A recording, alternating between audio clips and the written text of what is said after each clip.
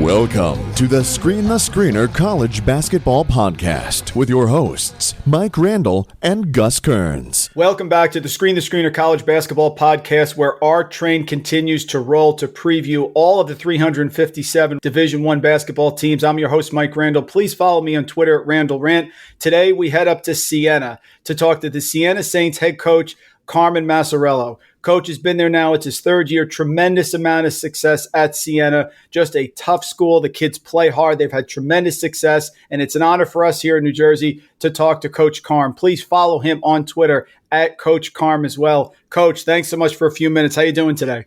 Oh, man, I'm great. Thanks for having me. Obviously, any opportunity to talk Siena basketball, and obviously you're in that great state of New Jersey, so we got some nice programs down there with some MAAC foes, and Coach Baggett at Ryder, obviously, and Coach Rice at Monmouth, and Shaheen at St. Peter's. So always excited to talk about good old Loudonville, New York. Yeah, that's very good. My father went to St. Peter's. We used to be in New Rochelle with Iona, so the MAAC is near and dear to our heart, especially mine. Want to start with the question from last year. I've talked to Coach Davis, Coach Becker as well at Vermont, starting with the same one. How did it go? How did you navigate it? Hopefully we have some improvements this year with COVID, but I would think that would have been a very unique situation last year, which you found a lot of success in. Yeah, it was obviously trying, right? You have a bunch of young men that are working their tails off to get on the court. You're not able to see your friends. There's so many different hurdles, obstacles, roadblocks. But obviously for us, those obstacles were the way. And, we were the second latest team to start, I think, behind Merrimack. So we didn't start playing till the, couple days into January. And it was just about controlling what we could. I thought Manny Camper, our captain, did a great job. Obviously, I thought we had some guys that just were very mentally tough, but, it did wear on them. I think, we had 4 pauses. On top of that, we had to deal with, guys coming in from hot states in August. So some guys were in quarantine or isolation, about 7 weeks or over 50 days.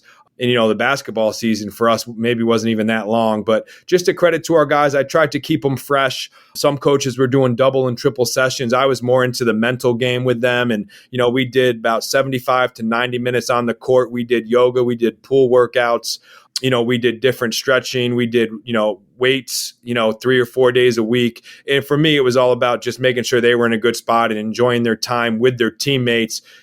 Even though sometimes they had to be masked up, when we were on the court, I was trying to make the most where we could just enjoy that human interaction, right? I think that was where everyone suffered, especially at a small, Franciscan school like Siena. We get about 3,400 students here on campus.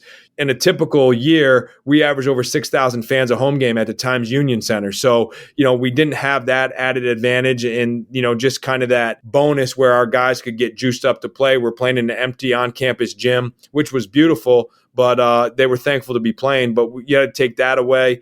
I just thought it was about staying ahead of it, right? Giving the guys different things. Tried to even spice up some of the quarantines where, certain regions of the U.S., guys could go for walks outside. Guys could open their door. Our guys were in rooms with no windows and the doors shut and got a meal delivered to them. So, every now and then we try to surprise them, having somebody that I was close with, a family member or whomever, deliver Chick-fil-A from the airport. Oh, that's or, great. Deliver some different. So just trying to give them different things to think about, food for thought, different, we had a book talk, we had guest speakers, so we would try to do whatever we could just to keep them fresh. We got them up early in the morning to do, core workouts. So even if it was 10 minutes, because, you're in isolation or quarantine, there's no windows. It's like you're in Vegas, but you can't gamble. That's a great point. And listen, you've been a player there at Siena, coach. You've now been at the helm for 2 years, 2 MAAC regular season titles. That's as good as it gets. What are the core beliefs? What can you attribute here to you've stepped right in, had success right away, and pretty much had Siena at the top of the conference? What's sort of the values and the things that your foundational beliefs with your coaching staff that you think have contributed to that success? Yeah, Mike, I think you hit it right in the head with belief, right? I think you always, and I'm thankful to be the head coach here. This is a place that I love, it hold dear to my heart. I had a chance to come back home. I transferred here from the University of New Hampshire. At the time I was coming out of high school, the coach didn't think I was good enough. And then I was able to play here as a walk-on in a red shirt for Paul Hewitt. And then I played for Lewis Orr, who ended up leaving after 1 year, my only year to go to Seton Hall. But I just think everything I've been through, all the stops that I, had as an assistant or a director of ops, I got to learn from Fran McCaffrey and Ed Cooley and Joe Jones and Jamie and Christian and all the other things I went through as a player for the guys I played for at New Hampshire and at Siena.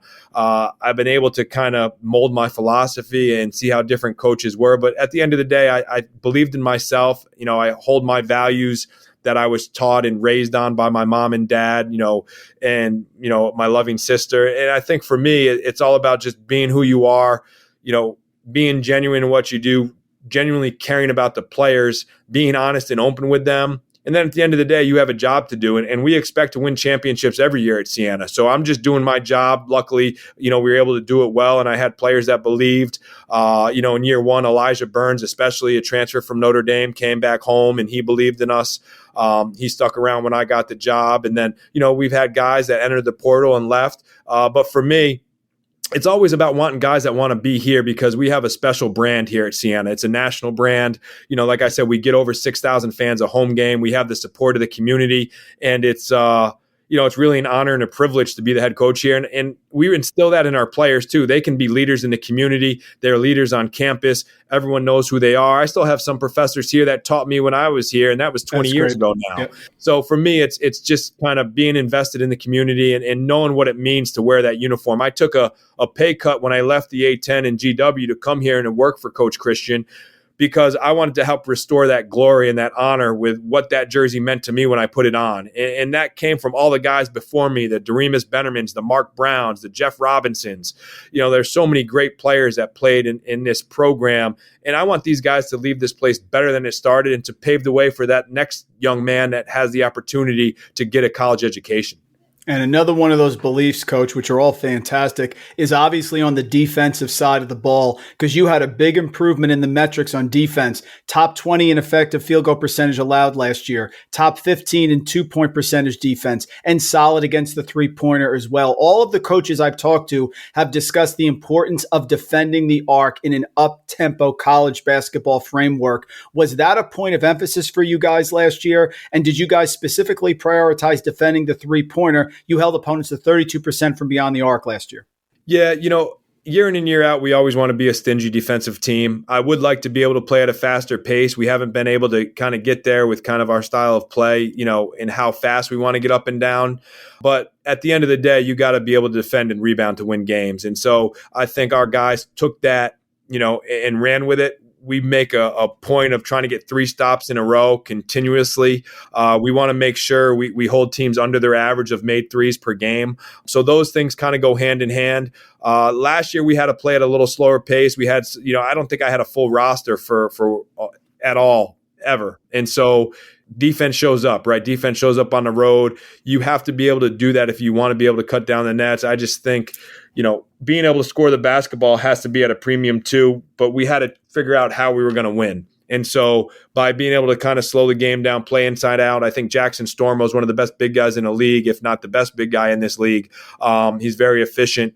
And so it was able to get him the ball when we needed to go 2 points. But then, like you said, at that other end, we wanted to limit threes and limit teams to one shot per possession. And I think they all go hand in hand. And then you do have to be able to execute. And that was something we really focused on this summer, was really the details of our execution. And I think that can be kind of placed on my shoulders. I was more concerned with our guys' mental health and making sure they were free and loose and confident than worrying about, sharp cuts, solid screens. I thought our execution wasn't where it needed to be last year, and I think our offense struggled. But like you said, the way we were able to win that regular season title was on that defensive end of the floor. You lose a strong nucleus from last year. I think this year has some different challenges. Jalen Pickett, Manny Camper, Jordan King, 4 starters have left from the last game of the year, but you guys have certainly reloaded. Talk about the new players come in. Looks like 9 new faces, including Northwestern transfer Anthony Gaines. Yeah, we bring back we bring back Nick Hopkins, who I think was vital to us to win that regular season title. If he doesn't get hurt against Niagara, I thought we really had a chance. Super just amazing kid, hard worker. Jackson Stormo comes back, who I think, as a first-team all-conference big. And then obviously you talk about Aiden Carpenter, who would have been a starter, but he had some bumps and bruises, and now he's back healthy and been in the gym. So those three guys, I really look to. And then as you alluded to, Anthony Gaines, his leadership is invaluable. He comes from where he's playing significant, meaningful minutes in the Big Ten at Northwestern. He's already got a degree from Northwestern. He's working on his MBA here, two-time captain. And he's jumped right into that leadership role. He's come up with a contract for our guys to sign on the first day of classes that we're going to have in our team meeting, Great. And he's super invested. And so then you don't even talk about some of the other guys like a Michael Bayer from Iowa, or you got Colby Rogers from Cal Poly, Jordan Kellier from Utah, Mike Terzi from Gannon, Jace Johnson from Middle Tennessee State. And for me, luckily, I was able to know who all those guys were on a personal level from having recruited them from different stops, whether it would be here at Siena or a different school.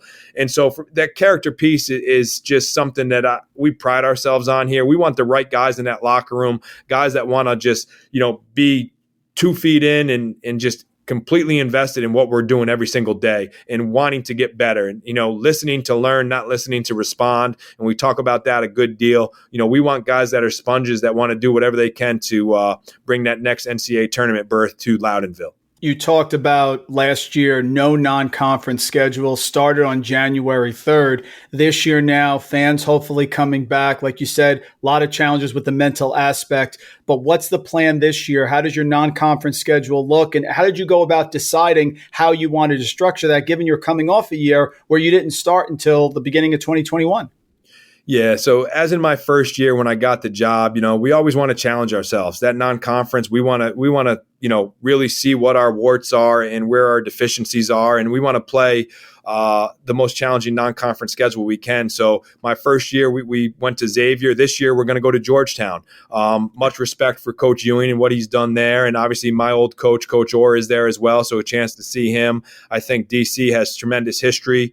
We're going back there to play American too. So we'll be able to spend some time after Christmas down there and just kind of enjoy learning about our country and the heritage. And then, we want to play on the road. We want to play like-minded institutions. So we'll play Holy Cross, at Bucknell, at Army. When it's all said and done, we open up at Bonaventure, who's going to be a top 25 team in my estimation. Mm-hmm. And they're our sister school. So we want to challenge ourselves in everything we can. And then, at the end of the day, with the transfer portal, I think we're looking at more or less 2-year teams, right? You build a team, you get them for 2 years, and then you got to rebuild every 2 years. So we're going to go to Italy next summer and challenge ourselves there. And then we'll be in that Advocare tournament down in Orlando that we were supposed to be in last year, but couldn't because of COVID. So we're trying to build this thing. No MTE this year, but, go to Italy, build the foundation some more, and then get an Advocare. And we'll still look to play maybe a bye game too as well next season. But I always want to be able to do that for the fact that, you want to play on national TV. The MAAC, I think, does a great job with the ESPN packages, ESPN Plus. And so for me, it's about challenging our guys. We'll play home games too this year against Delaware, Harvard, and Yale, all teams that should be picking the top half of their league. And that's where we want to be. We want to play against the best and see where we're at. You are a national brand, Coach. Siena is a national brand. NCAA tournaments, like you said, ESPN package. MAAC is a league that people are seeing across the country now. So last question. We can't thank you for enough for a few minutes, and I'll get you out of here. What's the goal, Coach? I know a lot of people say 1 year at a time, but like you said, Siena is a top program. Does the 3 in a row even come up? Is that something that you encourage or that you shy away from? What's your focus as you enter the season? A lot of changeover, but talent on the team. And of course, you guiding them, you're always going to be at the top here. So what's the message and the focus as you start this 2021-2022 year? Yeah, we never shy away from anything, but every year is a new challenge, a new opportunity. And so when it's all said and done, the goal at Siena is to win championships year in and year out. So that's nothing new. I think it's great that we have a hungry group of young men that loves being around one another. And so the goal is to be able to cut the nets down and be playing our best basketball in March. But, on that smaller level, right, you just want to get better every day. If we handle what we can control and we get better every day and we're the best person we could be, in the classroom, in the community, on the court, we care about one another more than ourselves, the rest is gravy, and that's been the beauty of these last 2 years. Guys have handled their business on the court. And, that first year we controlled our own destiny to win the league, and we did. And then last year we controlled our own destiny to win the league, and we did, with all the distractions and disruptions. And regardless, we don't make excuses. We don't let others make excuses for us. We got a job to do. And that's the mindset of this group, is to win that title again and, hopefully go dancing in March. Folks, Coach Carmen Maciariello from Siena Saints, one of the best coaches in the country. Real honest answers here. You can feel the passion, of course. The Siena Saints are going to be an issue both in the MAAC and national as well. Coach, we can't thank you enough for a few minutes rooting for you here in the northeast part of the country. Back to a regular college basketball season. We're building the excitement with you. Folks, follow him on Twitter at Coach Carm. It's that simple. Coach, best of luck this season with Siena. Mike, thanks so much for the opportunity, and obviously always enjoy speaking with you.